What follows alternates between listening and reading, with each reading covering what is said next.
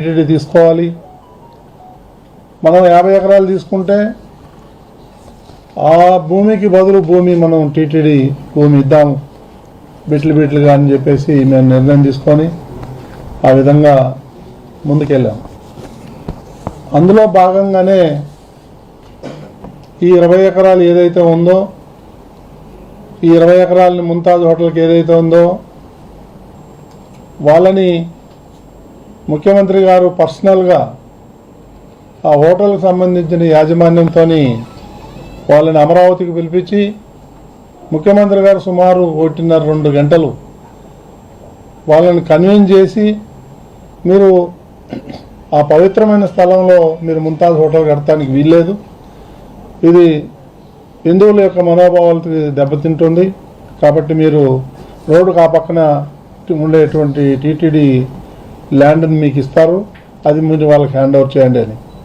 అప్పుడు వాళ్ళు అన్నారు, మేము అప్పటికే 25-30 కోట్ల రూపాయలు ఖర్చు పెట్టాము ఆ భూమి మీద, ఆల్రెడీ సెల్లార్లు అయిపోయినాయి, గ్రౌండ్ ఫ్లోర్ దాకా వచ్చేసాము, నాకు చాలా నష్టం అవుతుంది అని చెప్పి ముఖ్యమంత్రి గారికి చెప్పడం జరిగింది. వాళ్ళు అయినా సరే మీరు బేర్ చేయండి, మేము ఆ సైడ్ అయితే మాత్రం 1 ఇంచు కూడా ఇవ్వటానికి వీల్లేదు ప్రైవేట్ వాళ్ళకి, అది టీటీడీకే ఉండాలా, అది 7 కొండలు ఒక భాగం అని చెప్పి ముఖ్యమంత్రి గారు చాలా గట్టిగా చెప్పారు.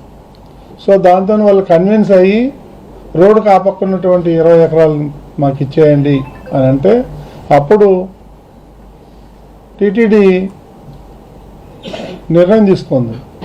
ఎదురుగా ఉన్నటువంటి రోడ్డుకు ఆ పక్క ఉన్నటువంటి ల్యాండ్లో మనం ఈ 25 ఎకరాలు ఇచ్చేసి ఏదైతే టూరిజంలో ఉన్నదో రోడ్డుకు కొండకు ఆనుకొని దాన్ని మనం టీటీడీ తీసుకుందామని చెప్పేసి నిర్ణయం తీసుకొని ఆ విధంగా క్యాబినెట్లో పెట్టి పాస్ చేసి వాళ్ళకి ఇంకా అదన్నీ కూడా పేపర్ వర్క్ జరుగుతుంది, ఇంకా మేము హ్యాండ్ ఓవర్ చేయలేదు. ఈ లోపల కొంతమంది మా మీద ఒంటి కాలుతోని ఇది అన్ని కోట్లు పోయినాయి, ఇన్ని వేల కోట్లు పోయినాయి, అన్ని వేలు. అసలు నేను అడుగుతాను, వీళ్ళకి బుద్ధి జ్ఞానం ఉండాలి. ఎందుకంటే ఆ ల్యాండ్ ఇచ్చింది ఎవరు? గత ప్రభుత్వం కదా. 20 ఎకరాలు నిన్ను ఎవడిమ్మన్నాడు టూరిజం ల్యాండ్ని ముంతాజ్ హోటల్కి? మీరు ముంతాజ్ హోటల్కి ల్యాండ్ ఇచ్చేసి మా మీద బుర్ర చల్లుతానంటారు, అది ఎంతవరకు న్యాయం? దాని సమాధానం చెప్పాలా ముందు. అది లేకుండా ఆ రేటు వేరే ఉంది, ఈ రేటు, ఇదేమన్నా రియల్ ఎస్టేటా?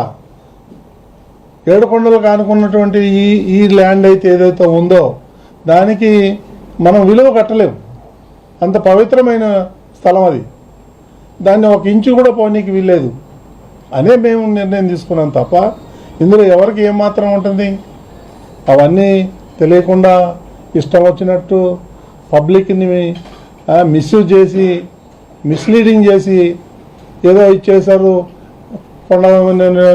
టీటీడీ ల్యాండ్స్ అన్ని ప్రైవేట్ వాళ్ళకి ఇచ్చారు. ఎవరిచ్చారు ప్రైవేట్ ల్యాండ్? మీరు కదా ఇచ్చింది. దానికి మీరు సమాధానం చెప్పాలి, ఎందుకు ఇచ్చారు ముంతాజ్ హోటల్కి 20 ఎకరాలు, ప్రైవేట్ ఆయనకు ఎవరో ఎంఆర్కే ప్రాజెక్ట్కి 5 ఎకరాలు ఎందుకు ఇచ్చారు మీరు?